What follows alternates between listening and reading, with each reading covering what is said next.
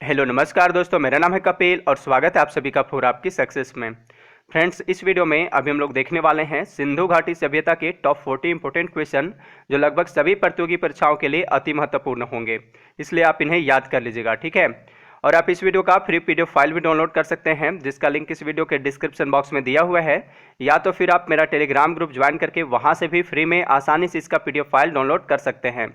Telegram group join करने का link भी इसी वीडियो के डिस्क्रिप्शन बॉक्स में दिया हुआ है। ओके, तो चलिए अब क्वेश्चन की ओर बढ़ते हैं। और पहला क्वेश्चन है, सिंधु घाटी सभ्यता कब विकसित हुई?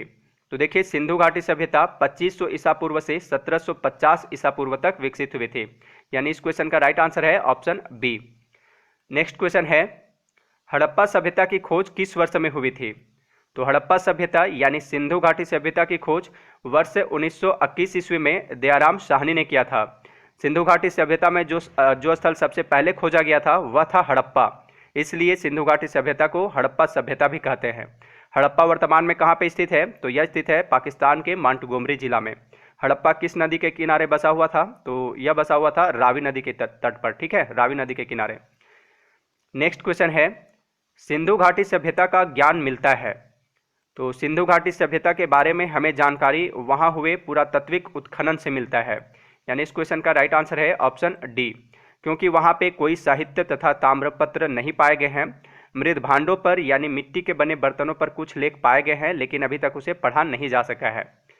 क्वेश्चन नंबर 4, हड़प्पा कालीन लोगों ने नगरों तथा घरों के विन्यास के लिए कौन सी पद्धति अपनाई थी? तो इस क्वेश्चन का राइट आंसर है ऑप्शन डी, ग्रिड पद्धति, ठीक है। क्वेश्चन नंबर 5, सिंधु घाटी सभ्यता की लिपि कौन सी थी? तो देखिए, सिंधु घाटी सभ्यता में चित्रात्मक लिपि प्रचलित थे, यानी चित्र बना हुआ होता था। यह लिपि दाईं से बाईं ओर लिखी जाती थी। इस लिपि को अभी तक पढ़ा नहीं जा सका है, ठीक है, यानी इसका राइट आंसर है ऑप्शन डी।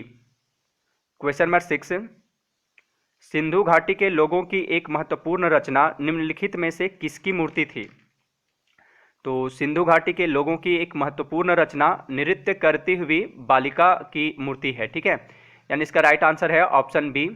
यह जो मूर्ति है यह कांसे से बनाया गया है। यह मूर्ति मोहनजोदड़ो से प्राप्त हुआ है। क्वेश्चन नंबर 7, सिंधु अर्थव्यवस्था की ताकत थी? तो इस क्वेश्चन का राइट आंसर है ऑप्शन बी, कृषि, ठीक है।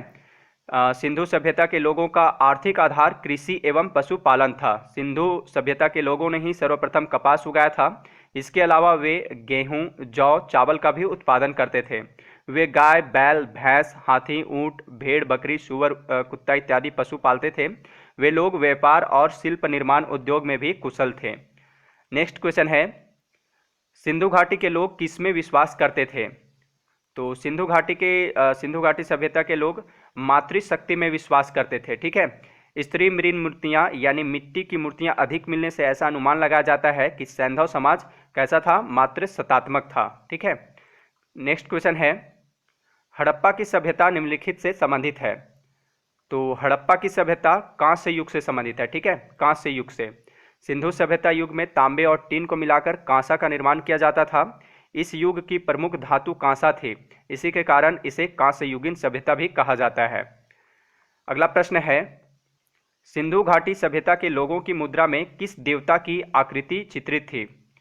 तो सिंधु घाटी सभ्यता के लोगों की मुद्रा में यानी उनके सिक्कों पर पशुपति की आकृति बनी होती थी, ठीक है, यानी इसका राइट आंसर है ऑप्शन सी, पशुपति। मोहनजोदड़ो से प्राप्त एक मुहर पर 3 मुख वाला एक पुरुष ध्यान की मुद्रा में बैठा हुआ है। उसके सिर पर 3 सींग हैं। उसके बाईं ओर एक गैंडा और भैंसा है तथा दाईं ओर हाथी एवं बाघ है। इसे पशुपति शिव का रूप माना गया है। सर जॉन मार्शल जो हैं इन्होंने इन्हें आद्य शिव बताया है, ठीक है। क्वेश्चन नंबर 11, हड़प्पा सभ्यता के किस स्थल से एक उन्नत जल प्रबंधन प्रणाली का पता चलता है? तो हड़प्पा सभ्यता के धौलावीरा से, ठीक है, एक उन्नत जल प्रबंधन प्रणाली का पता चलता है।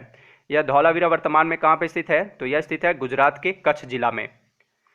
क्वेश्चन नंबर 12, सिंधु घाटी सभ्यता के शहरों की गलियां थी?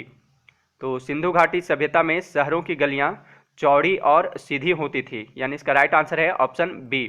यहाँ की सड़कें पूर्व से पश्चिम एवं उत्तर से दक्षिण